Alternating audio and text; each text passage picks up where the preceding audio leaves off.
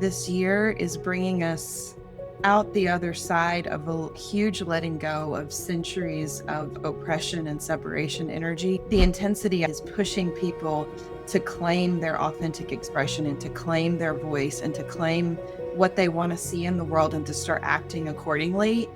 We have the greatest access to energy to move forward. We can either be pummeled by the wave as it comes in, or you can take that momentum and allow it to carry you all the way to the shore.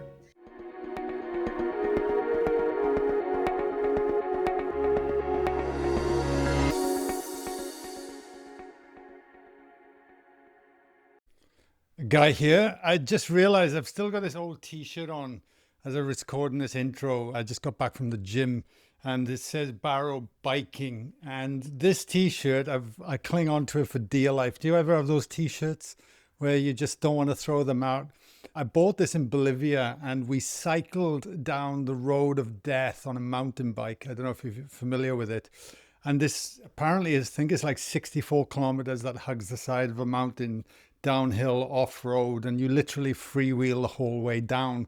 And I think they were actually averaging one death a year or two or something like that on this road of tourists going off the side with these push bikes. It was going back a while, but it just made me think about this podcast today. And I welcome back to the show Katie Sutton, and I've actually fast-tracked the edit with the team for this one because it's very relevant right now, because the energies are shifting frequently. I don't know if you feel it, but I certainly feel it in my personal life. Some of the shifts that have been happening recently have been on a whole new level. And through these shifts, I'm finding that our attunement to the energy just continues to grow if we're open and willing to claim it back to ourselves, the I am presence, right?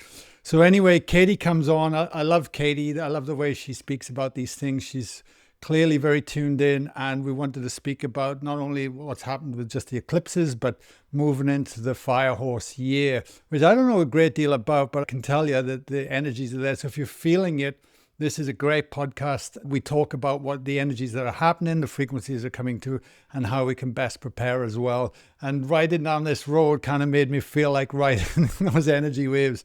You obey the rules, you do things correctly, and you go with it and enjoy the ride along the way. Otherwise, if you do anything silly or you don't listen to what this is saying, you might go off a cliff edge. Anyway, I don't even know if they're relevant or not. But please let me know where you are in the world. If you're watching this on YouTube, share it around if you find it helpful. All these things continue to support the podcast and continue to get this message out there. And of course, I truly hope to get to meet you somewhere in person, somewhere one day at one of our events and retreats that we passionately love, do and hold, that continue evolving. We will be in Bali at the end of June. If that tickles your fancy, it is amazing. The food's amazing. Everything's amazing. And we are in conversations about coming to the USA as well. So keep an eye out for all that. And there's links and resources and everything else. Anyway, enjoy this podcast. Let me know what you think. Much love from me, and I will catch you soon. Katie, welcome to the podcast. Thank you, Guy. I'm happy to be here. It's lovely to have you back. Really good to see you. You're looking radiant as ever. I'm assuming all is well. Yeah. It's an intense time, but I feel like I am on mission and on purpose. And the things that I've been through in my life are preparing me for what I'm helping people move through right now. So there's kind of an energy to that I'm appreciating. Yeah, appreciation is the right word. Let's talk about that intense time, because I podcast quite regular when I'm not running my own retreats and events. So I end up doing like 3 in a week, then a little bit of breathing space, and then another 3. And when I speak to many people like yourself, and I say, how are you? And everyone keeps going, oh, it's an intense time, but it's good. It seems to be a common theme. What do you think is going on at the moment to make it feel that way? I feel like this year is bringing us out the other side of a huge letting go of centuries of oppression and separation energy. And we are finally moving into this moment where we get to choose connection, or we get to choose to continue to be in that separation. And so we're at this kind of nexus point of intensity where in our individual experience, we have to decide what we value and what we hold as an integral part of our being and start acting more distinctly in alignment with that. And so the intensity, I feel like, is pushing people to claim their authentic expression and to claim their voice and to claim what they want to see in the world and to start acting accordingly. And in the level of intensity that we have with things coming to the surface and truths coming to the light about how destructive our systems have been and how disjointed our systems have been, we have this breaking down to break through kind of moment that we're in. And I think those of us that are kind of tuned into the spiritual field and the etheric plane are feeling the collective intensity as if we are one body. And as we move out of separation and move more into this understanding of unity and this understanding of co-creation, which is my word for the year that the guides keep bringing through, we're going to have to learn how to hold the collective intensity while navigating our own experience and to be able to calibrate within that, within our nervous systems and within our beings, to be able to navigate everything that's coming at us. There's a lot in that. You know, it's Yeah. just fascinating. It dawned on me this morning because I've been having some major shifts in my own inner work these last, especially months, 6 weeks. Yeah. But they've been accelerating, these waves that accelerate. But I'm proactively activating it too, if that makes sense. I'm not running away from it. I get in every morning and I'm like, okay, let's keep this moving. But it felt very ancestral. And for the first time this morning, because my dad passed, he's passed 10 years ago, but even more now. But I felt like all this trauma coming out that was lineage. And it dawned on me, I was feeling how my dad felt when in his struggles, because I only ever see him really struggle. Yeah. And it was like, wow, that's really, like I could really connect to it and release it. And it's hard. Like it brings up emotions, stirs up feelings. And then I got kids and I got work and I got podcasts, and you navigate in life. But I guess then, because I only share that because what you said about this time, is this the time to really be cleansing all that? Are we talking in a space of how do you envisage it happening at the moment? We're in 2026. Many people have been talking about old systems collapsing. There seems to be a common theme at the moment. But what are you feeling? Because we even spoke about navigating into the fire horse energy as well as we're moving into that. I'd love to kind of step back with our listeners for you to how you see all this understanding, how we've got to this point, where it's going, and what we do while we're in it. Yeah. Well, it's interesting because, the fire horse begins February 17th. And so the first beginning of the year has been about actually still the shedding. So we're in this nexus point as we move into March where we thought in January that we were in this new year, but we actually really were not. We were still kind of getting the last of the toothpaste out of the tube, as my guides kept describing it to me in January. And the message that they gave me in the first quarter was get serious. Chop wood, carry water is the message that they brought in. And so the whole first month and a half into the first quarter, we were still completing these phases of energy that we've been in for generations, the ancestral energy, the past life energy that we've carried, the experiences we've had in this lifetime where we've been stuck in a trauma loop or stuck in a story. That's still been working its way out. And then as we move into March and April and get further into the year, that's when we're really going to start to see the new beginnings happening. And, and it is a beginning, right? It's a beginning point. And so what I keep telling people about the fire horse is that it sounds big and bold and fast, which is true. But if you actually observe horses, I don't know if you've ever spent time with horses and with their energy, they're in the stable or in the field most of the time. They are not racing and moving all of the time. They actually spend quite a lot of time just being in receivership of connection and tuning into the earth and the energy around them. And that's actually kind of the secret of this year, because we're going to have so many things coming at us at such a quick and amplified pace. And there are so many opportunities to reach a new beginning or to move forward, but not everything's going to be aligned for each individual. All of the choices that come at us, we really have to sit internally and get quiet enough and move out of whatever biases or programming we've been given and really figure out who we are and what we want. And after sitting in that, then we get the awareness of, oh, this is the action that I need to take. This is where my mission is in helping to build this new thing that we're all building together right now, that we're all co-creating together.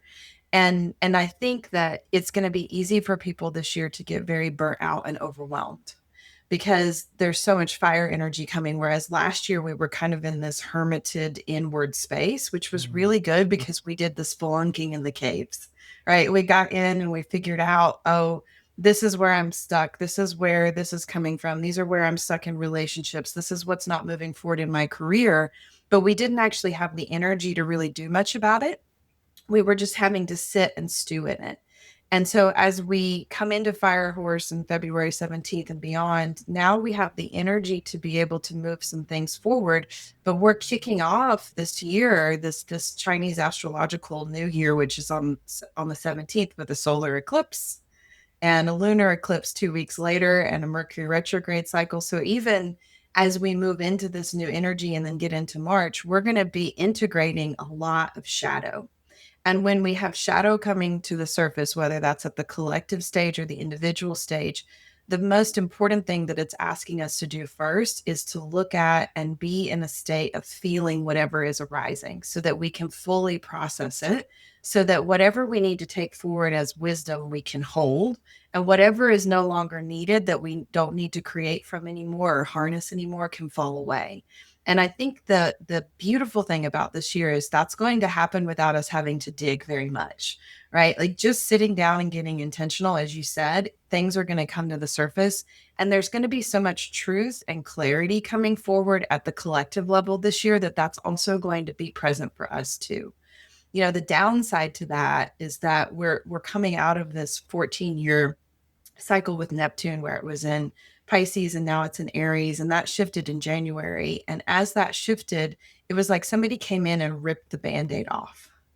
And everything that we were holding in illusion or kind of just kidding ourselves about is now coming to the surface to be seen. And I think that's why this is going to be kind of a sobering first and second quarter of the year, because we're going to have to look at all the hard things. And then in the back half of the year, we might have processed enough to be able to get the clarity about how to build something differently, whether that's for us as individuals or also at the collective level. Wow. So how do you navigate this? Because it's all well and good listening to this. Everyone could be listening to this. Oh, right. So, you know, early part. But there's one thing listening to it and bringing on this information, but actually then utilizing, navigating it so we don't become the victim of these energies either. Because it's so easy to go, well, these energies are happening. That's why I feel like this. And I'm just going to, you know, lose my shit. And I can blame Mercury in retrograde or the eclipse or whatever it might be. Do you know what I'm saying? And we're giving our power away at the same time. But it's like, how do you, so knowing this, but then utilizing it so we actually move forward, utilizing the energy that's presenting itself? Well, one of the things that I tell my clients is in times of chaos, we have the greatest access to energy to move forward. So we can either be pummeled by the wave as it comes in, or I'm sure you've surfed before, you can ride the wave, you can ride the current, and you can take that momentum and allow it to carry you all the way to the shore. And so, you know, I actually find the periods where there's less stuff coming to the surface and less astrological stuff happening to be harder for me personally, because there's almost this energy of stagnancy where we're just kind of not able to move anything forward. This year, in all of this bigness that's coming in and this forward momentum energy, you have the opportunity to say, wow, this is a huge moment of growth. This is a huge moment where I can access that energy and I can either let the chaos of what's happening just make me feel powerless and make me feel overwhelmed, or I can figure out how to take care of myself enough so that I can harness the intensity of this to be almost the fire in my rocket ship to carry me forward. Right. And so that's really the kind of knife's edge that we're walking on. We we don't want to deny what's happening. We don't want to bypass it. That's probably the worst thing that you could do this year, is avoid feeling or avoid looking at things, because the universe is going to make it very clear and kind of bring a lot of friction in if you try to avoid this year. But if you can face it head on and say, wow, I'm not in this alone. The whole world is in this moment of transformation, and I'm not doing this in a vacuum. And if I can understand that I'm not alone, then perhaps I can tap into this collective field of pain that we've been in and find a solution for myself and for those around me of how we can come together and we can love and support one another. And so in times of intensity, when difficult things are happening, we watch humans come together. We watch people stand up for one another. We watch people come together and support their community, and to, deal with things in times of crisis that they wouldn't normally do. They wouldn't normally have the courage to do, or they wouldn't normally use their voice. And so there's an amazing opportunity to say, wow, we see all these things that are falling apart, but actually that's a great thing, because they haven't really worked for the masses. They've worked for a small amount of people, but they haven't really supported the whole collective. And I think that's what gives me hope right now, because the things that are coming to light and will continue to come to light this year are going to show us how deeply disconnected we've been from the sacred reciprocity between the masculine and feminine, between us and the earth, between those that have and those that do not have. And there's going to be this kind of leveling of playing field this year, where there's a realization that the people that we thought might have had the answers of how to move forward really don't. And we have to go inward and figure out how to move forward as a collective and how to support one another in creating things in a way where separation isn't at the forefront. Do you think it's forcing us to become our own guru, to really start to become, Absolutely. yeah. Yeah. Which is interesting. As a spiritual teacher and helper, I Mm, always tell people, please don't put me in that yeah. category, because I'm also human. I'm also navigating my own challenges. My role is to be as authentic as Mm. possible in talking about how I'm navigating it, and to honestly just be a couple of steps ahead of the people that I'm trying to help through. And I really feel like as guides and helpers, when we're tapping into the field and getting kind of an awareness of the energies, it's not because we're more enlightened than anybody else. It's just what our role is, to kind of be out in front, right? Somebody has to go first. Somebody has to walk through that shadow or that initiation first and have the experience of that in their being, and navigate that, so that they have that key inside of them, so that those who come after them can start to say, oh, they did it, so maybe I can do it too. And so it's about being a mentor or a role model or a way shower in that way. And that doesn't mean that you outsource that to somebody else. You witness how they've moved through and you say, that's possible. I can do that. And ideally, whoever you're helping, you're empowering to be able to know that they can do it too, which is why I think it's so important that people share their stories and share what they're moving through, not just so that they can process, but so that others know that it's possible to move through these really hard things that we all navigate as human beings. 1000%. I'm so happy you said that. It's interesting, isn't it? Because once we see people all the time, and I think we're so conditioned by society to give away our power. We're constantly being taught to look outside of ourselves for solutions. And nobody really ever showed us how to connect to that divinity within us. And once that connection's there, and once we start to develop it and trust it, then all of a sudden we're getting inspired and being pulled by something far greater than us, isn't it? And being pushed along in our everyday life. But it's getting. And do you feel like these energies that are constantly shifting is just basically pressuring us into, I always use, when I saw my company, I don't know if you ever saw it, a T-shirt, and I had it printed for myself. It said, "No pressure, no diamond." Yeah. And I thought, right, that's my mantra at the moment, because I was feeling the pressure, like which I am at the moment, actually, interestingly. But I think the dance is being able to separate oneself from the emotion that's happening and being the witness to it, as opposed to going into it. How do you do that in your personal journey, or how do you help others with that? Because even yesterday, when stuff was coming up, and I've been feeling into this for the last 3 or 4 days, to the point where I'm burping all the time and things are just coming out. It's like, And then I got little kids. I got, we're going out. I'm trying to do my day, and it's taking everything I have to be present or the best of my ability. And it's like, Jesus, this fucking sucks. Yeah, it's kind of like being a marathon runner. Like you have to train for it, right? Yeah. Because you've got all these different inputs happening at once. This morning I had something, my assistant was here and we were talking about something and I got really triggered. And I I did what I do in my own personal time right in front of her. I closed my eyes and I started breathing. And I basically started talking to the feelings that were coming up. Hmm.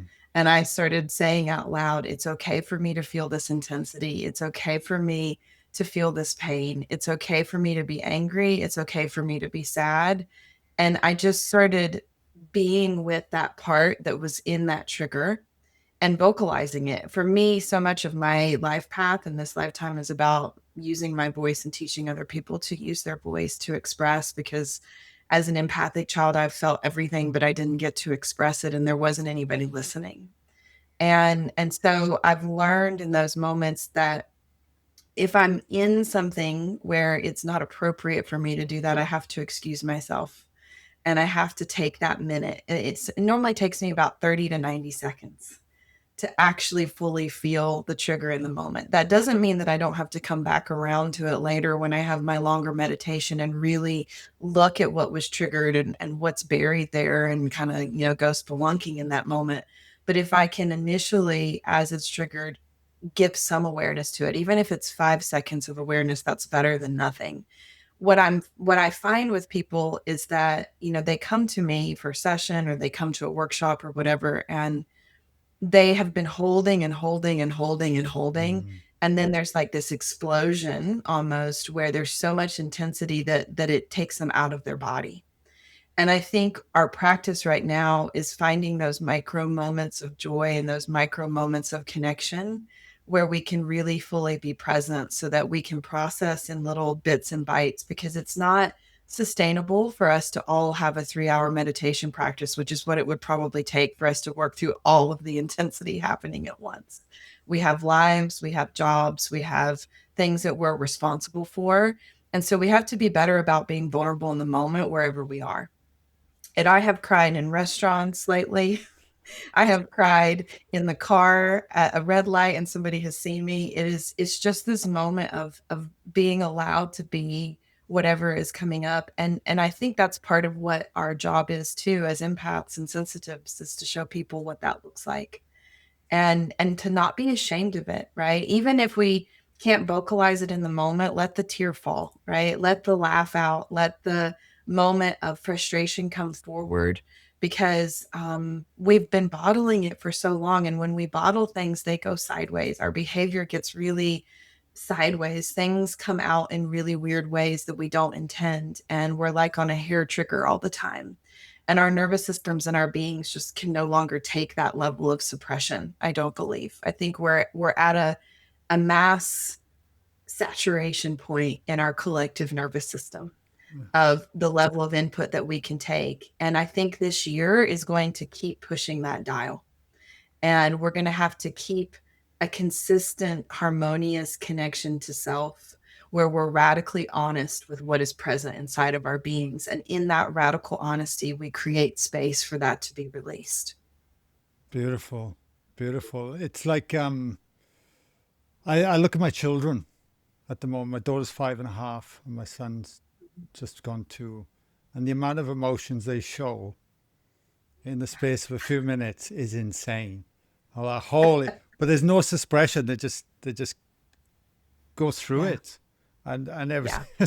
And as a parent, I do my best not to shut it down. I almost label it to go, okay, no, they decided to express that emotion at the moment, that one, as opposed to let it, get caught up in the vacuum of that energy, which can easily get done as well. And as adults, we just bottle it, don't we? We just hold on to it. Yeah. In that moment when you're witnessing them, that's the exact same exercise for us to do for our own Mm. inner children. Right. And that also includes in those moments where we want to express in joy and we want to express in play and we want to do the silly thing that we think is awkward in the moment that nobody will understand. It's also allowing that too, right? We don't we can't build the trust with that inner part of us to be its parent if we don't also allow it to be in its jubilance and its playful vibrations too. And that is key in our creative process, in the projects that we're taking part in our spiritual practice. Even, so many of us have tried to make our spiritual practice so serious and heavy and make it this really dense work that we have to move through. That's going to come, right? You don't have to make it be that. It's already going to be that because of where we are as a collective. And so how can you find the joy in whatever the practice is? And I try to remember that when I'm teaching too, that the funny parts of me or the joyful parts of me are coming out as much as the parts that are, dealing with the sorrow and the pain of the world. Like it's being able to hold both in equality, I think, that really creates the neutrality for us to be able to move forward in this human experience. Yeah, I love that. Shit's gonna come anyway, so laugh at yourself along the way, for God's sake. Yeah, Yeah. yeah. I mean, I think any spiritual teacher that you talk to, especially those from the, 70s and 80s that were very popular, they were very quick to tell jokes and to laugh at themselves if they were in a space of leadership, because there's an understanding that we're all just human, right? We're all trying to do the best that we can to figure this out and helping each other through it along the way. I know. On a side note, I remember I got invited to a weekend workshop of Kundalini. I didn't know what it was at the time, but this was going back. And they'd flown this guru in, and I was the only one in there in my CrossFit gear, and everyone was sitting in there in their white stuff. And I was like, oh my God, I'm a fish out of water. But the whole time the weekend, this guru laughed at his own jokes. He was just couldn't stop laughing, and he was so jolly. I had a great time with him. I thought he was great. But yeah, Yeah. there's some valid lessons in that, because all the students were in there. They were very stout, very, we want to impress the teacher kind of Right. thing. Mhm. And yeah, and he broke that paradigm very quickly. That's for sure. Yeah, it was great. Yeah, that's what I always look for when I look for a teacher or a leader or somebody that I'm trying to learn from.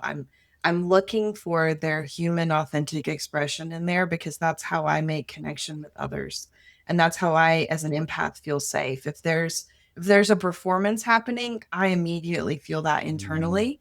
That doesn't necessarily mean that they're a bad person. It just means that I may not resonate with that energy. And it's the same. I've been watching figure skating lately because I have this thing of loving when people are in their full expression and in their full creative process, and just like the energy that brings forward when you witness somebody in the zone like that.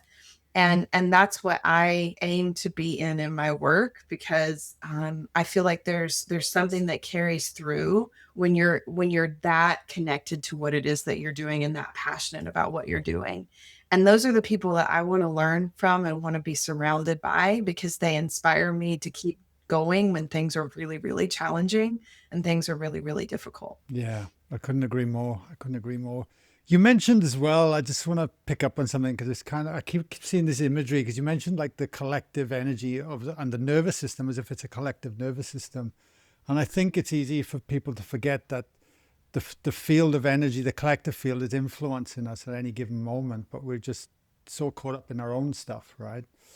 And then we've got our own nervous systems that are, bombarded with the advancements in technology and everything that's going on in our day-to-day lives. And then you've got stuff, like you said, that the nervous system can't even cope with anymore. I think it's time that we're all having to release this collectively.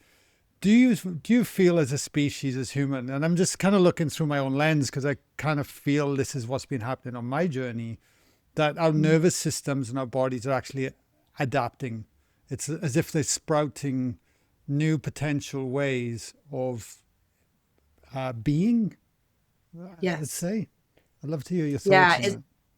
It's interesting because I have quite a few practitioners that I help and do sessions with to support them. And in the last couple of weeks, they've all been showing up and they've been asking me the same thing. They ask me what I do when I'm in session and right after session to reground and to reclaim my space. And these are seasoned practitioners that have been in their craft for a long time, like 20 years as a massage therapist, 20 years as an acupuncturist, like people that have been, and they're asking me this because there's an intensity that they're feeling that they've never felt before. So as I've been channeling about this, what the guides have brought through and what I've kind of been meditating on is that there's two things happening at once. One, we're evolving and our gifts and literally the psychic veil is thinning, right? We're connecting more, we're co-creating with spirit more, our intuitive abilities are coming online because the intuitive is the divine feminine and she is rising up from beneath the surface in all of us to reactivate.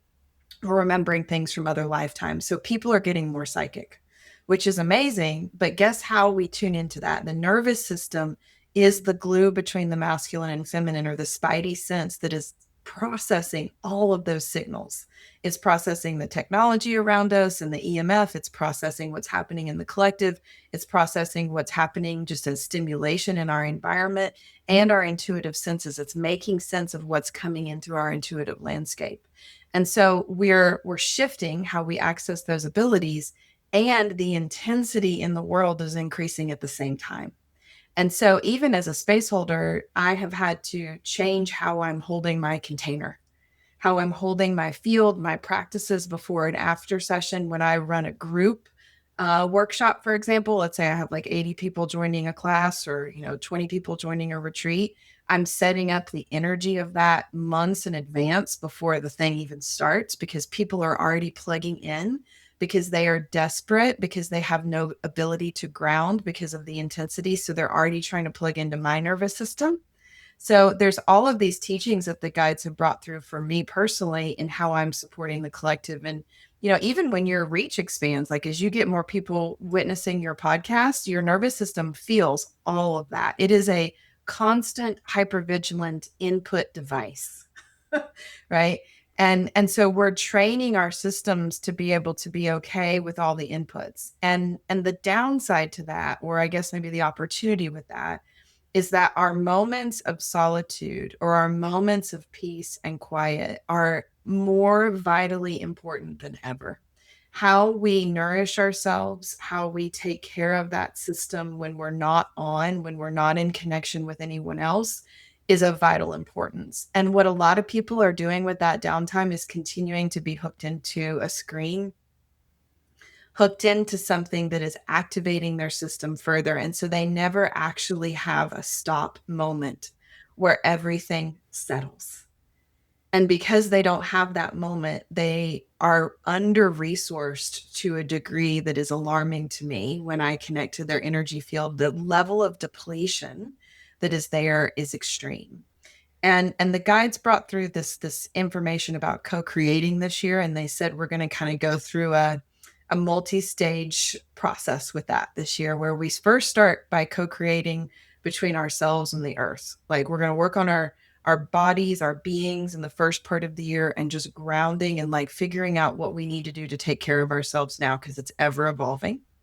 Then we're going to have this co-creation work with source, where we start to get more downloads and more awarenesses, and we have to start expanding that conversation. And as we get that channel kind of solidified, that top to bottom channel anchored, and we're in co-creation with that, then our conversation with our fellow humans is going to change.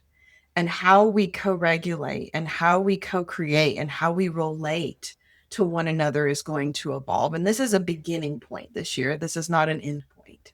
And so a lot of the work that I'm doing right now with people when they show up for session is just co-regulating with them, breathing with them, bringing in love and witnessing whatever they're going through and slowing everything down. And that's the key, is slowing it down, right? Slowing it down enough to feel the intensity without it being a wave that pulls us under. There's a lot in that you said. No, it's 1000%, isn't it? Like there's just distractions everywhere, everywhere. And it's fascinating where you speak of about when you run a retreat or you run a workshop or whatever it might be. Because we get, like I'm running a live event probably every 3 weeks on average. Sometimes in our one-day events, we'll get up to 100 people come. Podcasts, I don't know, have 250,000 views, 300 views a month. Like, but it's been building. Even in our retreats, we had 50 people in Croatia. And it's like, I don't know. I look at it like the gym where I'm doing Uh-huh. reps in the bar basically, and slowly I've noticed my body change to adapt to that, where it just doesn't knock you around like it would, or as you manage that, as that energy comes in. I just find that whole thing fascinating. Like you say, once people kind of consciously or unconsciously hook in, they're going to go to that, they're going to do that, and then their energies start to align. That creates something so unique in that event that couldn't be recreated ever again because of the individuals that are in it, right? Like Yeah. it's wild. Doesn't that blow your mind? Magic. It blows my It's mind. alchemical magic. Exactly, exactly. Yeah. You've mentioned your guides a lot, and I think I should bring that into the conversation because I know people will be like, "Huh, guides? What guides? What are you talking about?" So when you say guides, do you work with just solely guides? You work with ascended masters?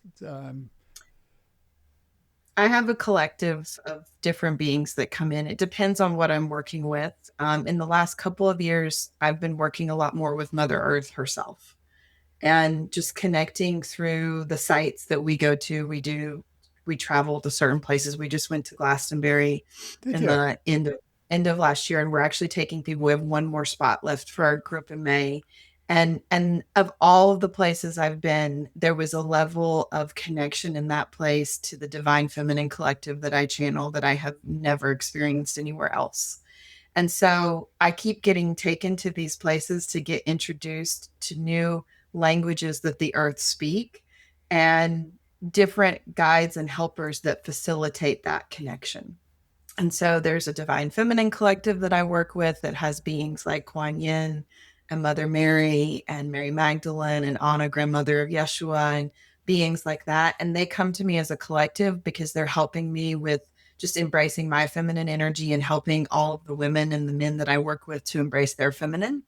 And then I have a divine masculine collective that I work with that brings in the other side of balance with beings like Yeshua and Archangel Michael and Archangel Metatron and some of the guides that you would typically think of in that more masculine sense.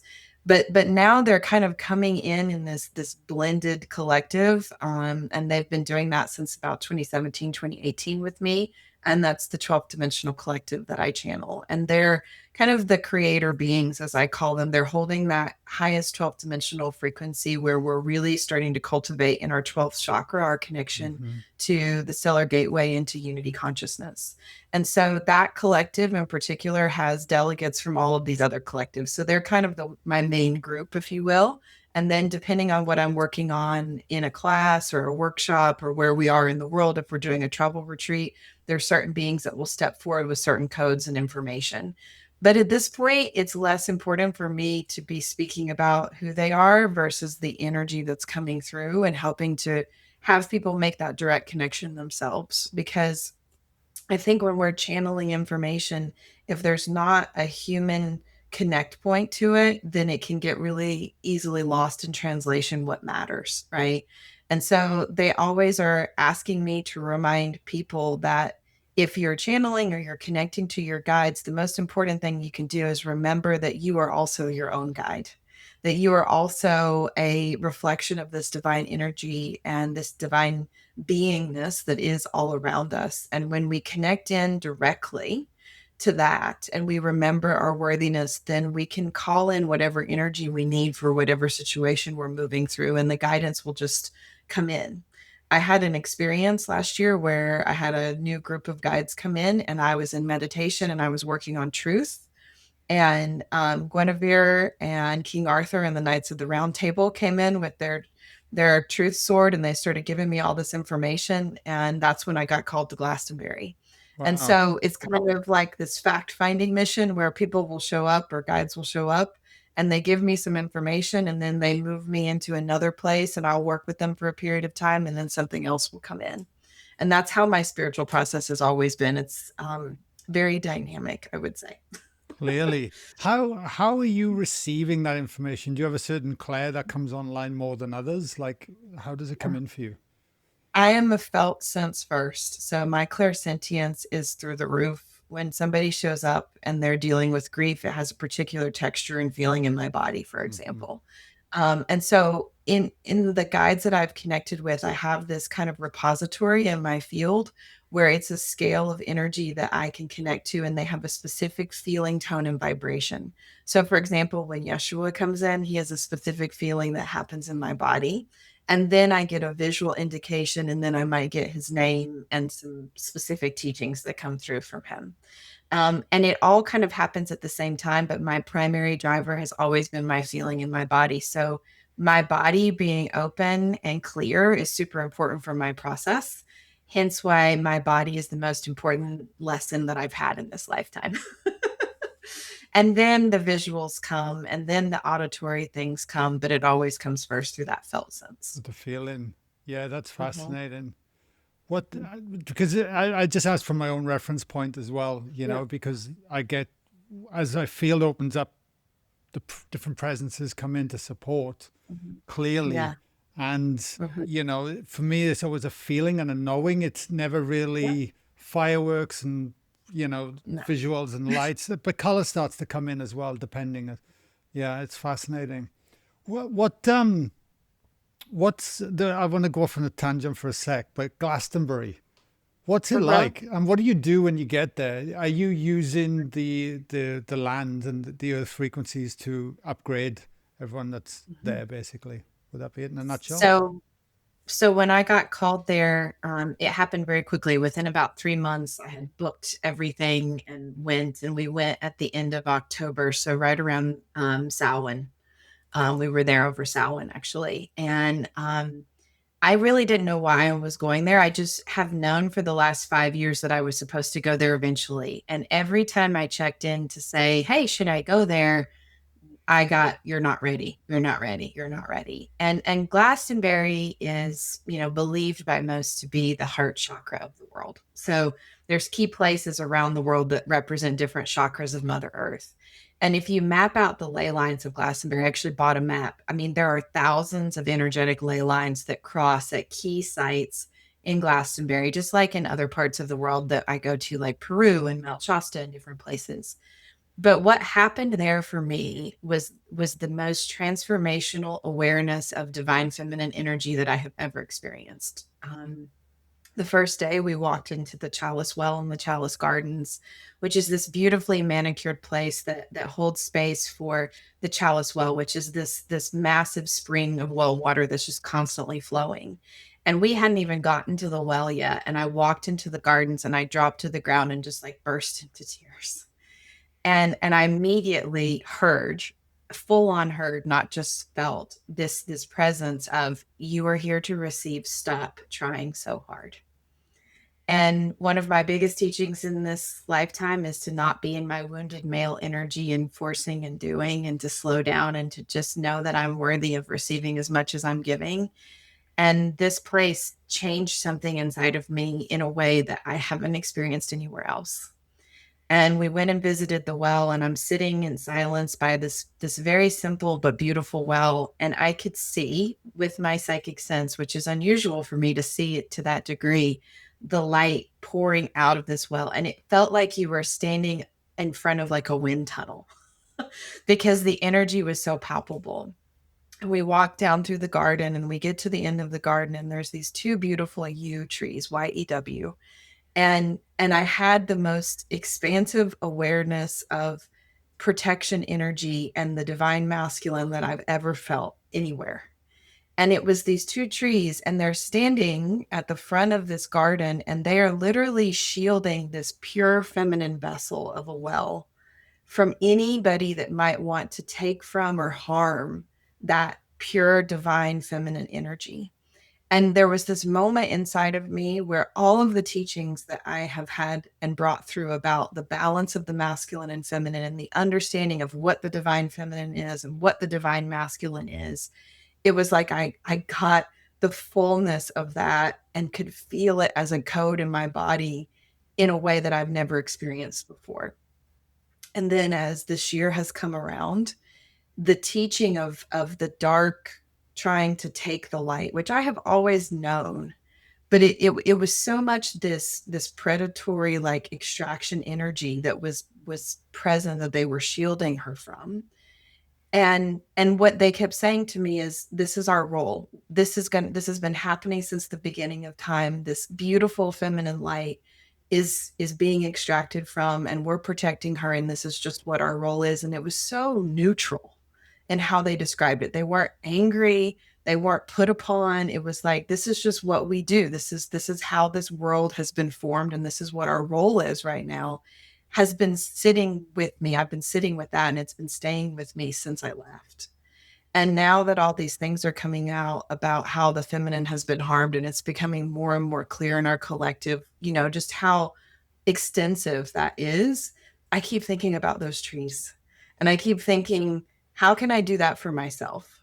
Right? How can I hold my feminine energy and my emotions and my energetic space sacred and protect, not in a defensive way, but in this neutral, empowered way? And how can I show other people how to do that? And how can I help the masculine to know how to be the protector? It's just brought this whole facet to my work and what I think my work in the future is going to be that I was not expecting. And I brought the water back, and I did this whole 3-week course where I sent an elixir off to people that I made, and we worked through a heart opening with the well water that is carrying all these codes. And it's just been like the most amazing experience ever. It's changed me at a really deep level. Wow. I'm glad I asked. It's fascinating as you say, Alex. I heard Zach Bush, are you familiar with Zach Bush? Zach Bush Yeah. speak about, he did some ceremony somewhere. I don't know. I can't keep up with him, but he had this vision that a bird was flying with one wing, and the wing represented masculine energy. And that's how we've been operating in our world. And we've just been flying in circles, repeating the same patterns over and over and over again with this very dominant masculine energy. And now the other wing is beginning to rise. And finally, we can actually move forward, equaling out those energies and supporting one another as we enter this shift.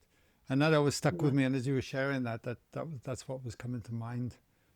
That he spoke of. That garden that I visited, it was actually founded, I think, I might get the date wrong, but it's somewhere around the 1920s. And it was actually a male banker who saw this well and this property and said, this needs to be protected. We have to take care of this, and formed this kind of nonprofit to create this garden so that this place is held sacred. And there's other places in Glastonbury that are equally as powerful, but they're not protected in the way that place is. And so the energy there is so incredibly pure because it's been cared for, because it's been protected, because a masculine protector stood up and said, I'm donating all this money that I'm making so that it can be saved, so that it can be protected. And that's kind of what I think about when you talk about the one wing. It's like, we have the resources and the means to be able to do this, to transform this. We just have to make different decisions and different choices.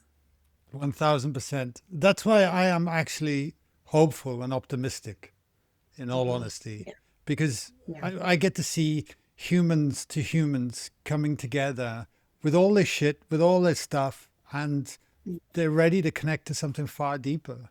And how can, you put a room full of strangers together for 5 days and they feel like they know each other deeper, at a deeper level than some of their family or friends, because all the judgments, the masks, everything is lifted, and they're allowed to really get back to their authentic self and see somebody else as their self and love them for who they are, and embrace all their quirks and nuances and everything else, and not judge them, right? That's my favorite part of hosting anything, is watching everybody's little inner children play together.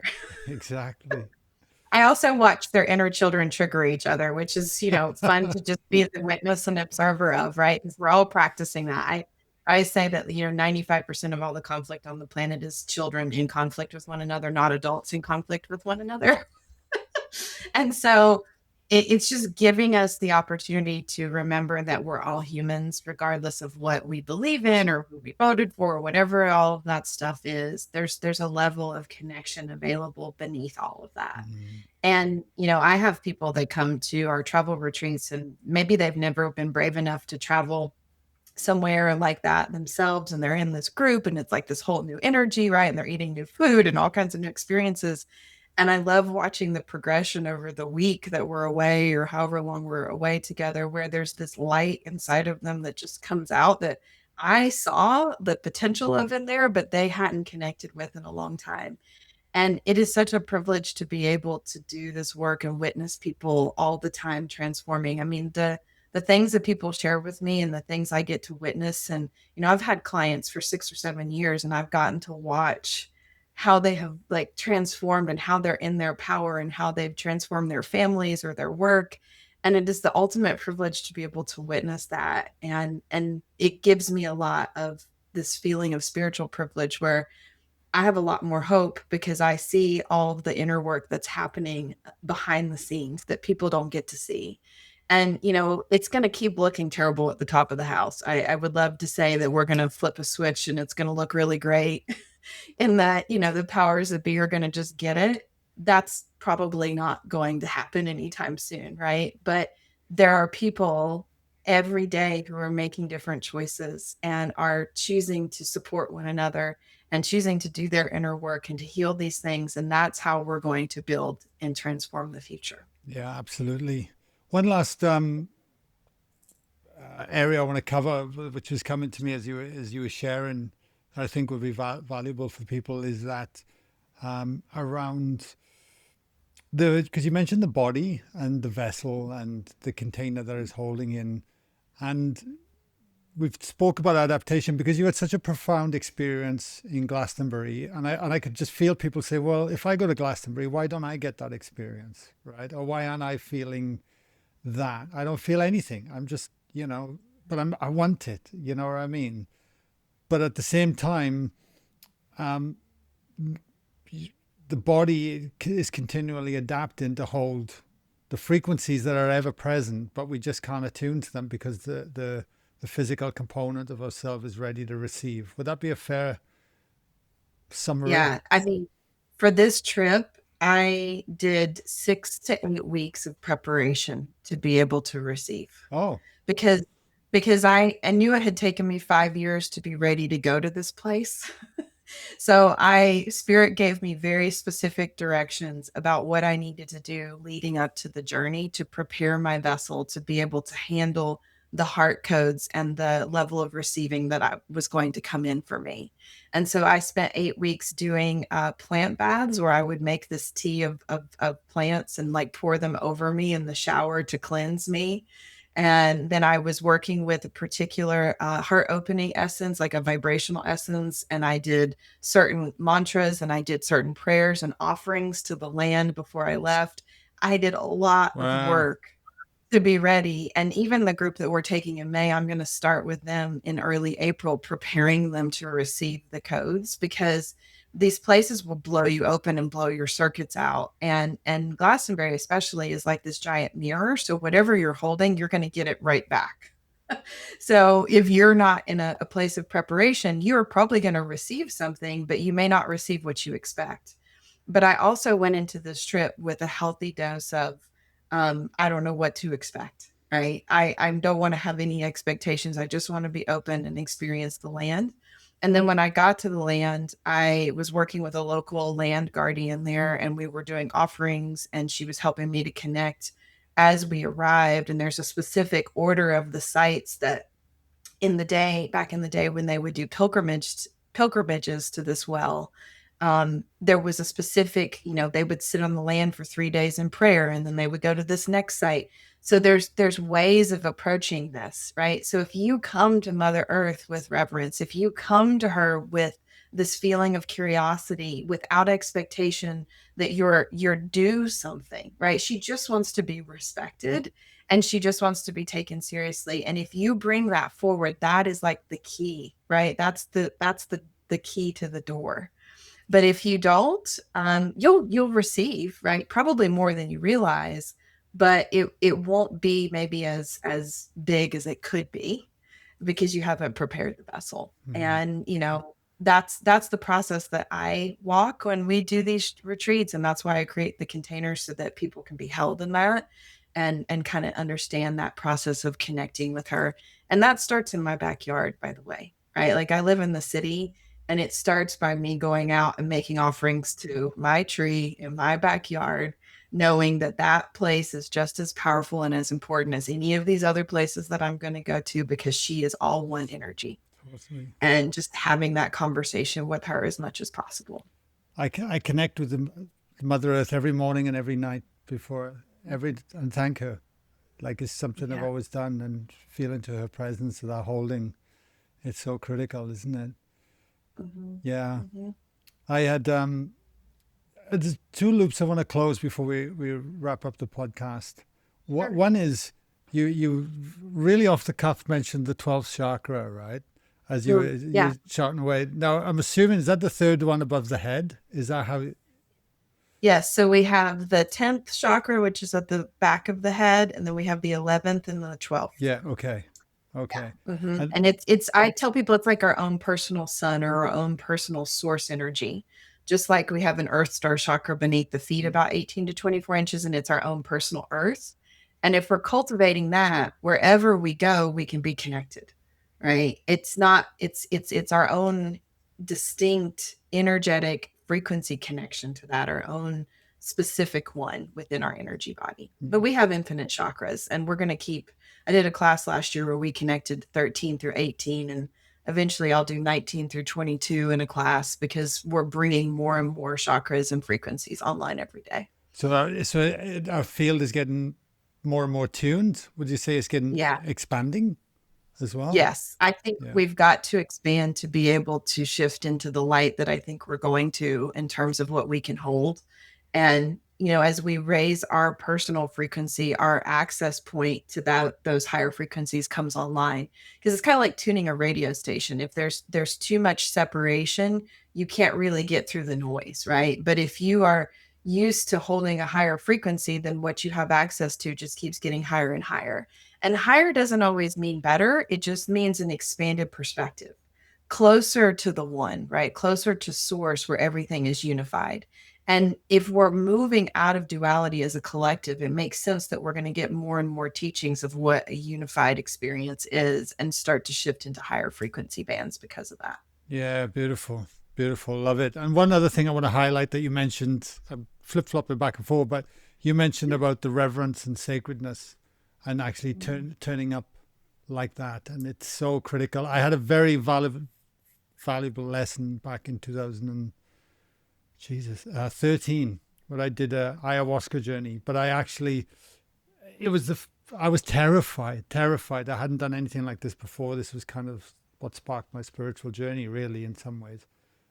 But I treated it with 100% respect. The build up, preparing for about 2 months before, and I could feel all the shifts were happening even before the actual ceremony. It was wild.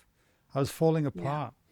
And by the time I got there, it was like the plant knew. It was like, She knows. Yeah, it was unbelievable. Like there was a complete connection, it was amazing. And I came out of that just going, holy moly! Like that was one of the big lessons for me in that, Yeah, I think the more time and sacredness we bring to any practice that we have, the more valuable the practice becomes. And it doesn't have to be perfect. Like everybody's like, well, what does that process look like? Or how do I do it? How do I make an offering?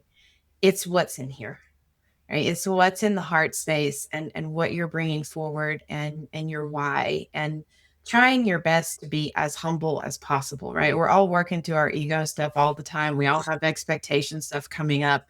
And, Mother Earth and her plant kingdom will humble you real quickly.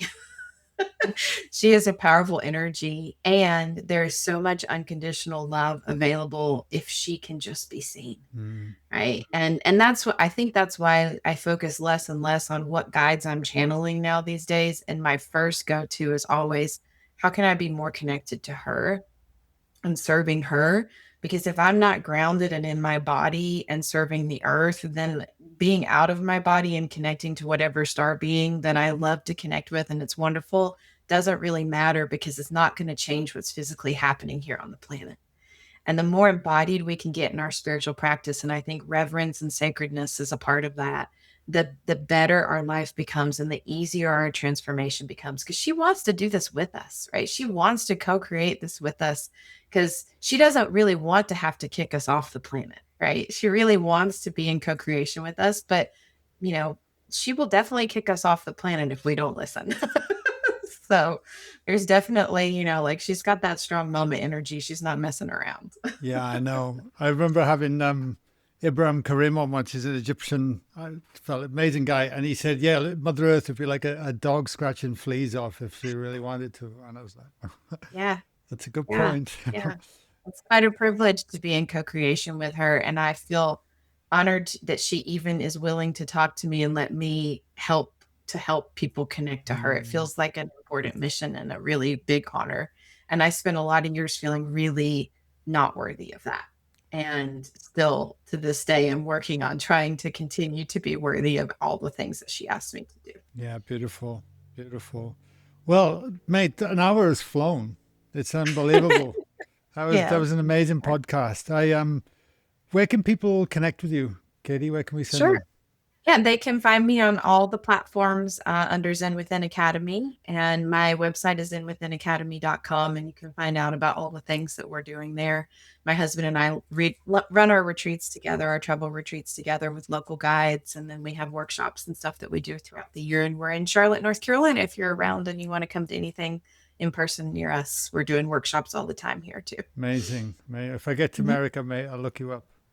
Yeah, come visit. Yeah. I got to get to Australia too. It's one of my favorite places in the world. So it's a good spot. It's a good spot. Is there anything you want to add before we leave for everyone?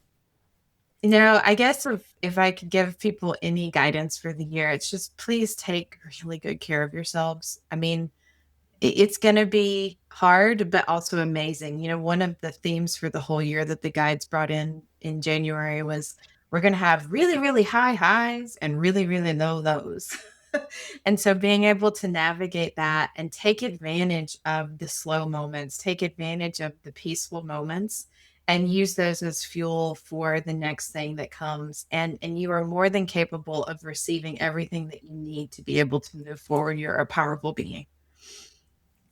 Make sure I get the surfboard out, ride those waves.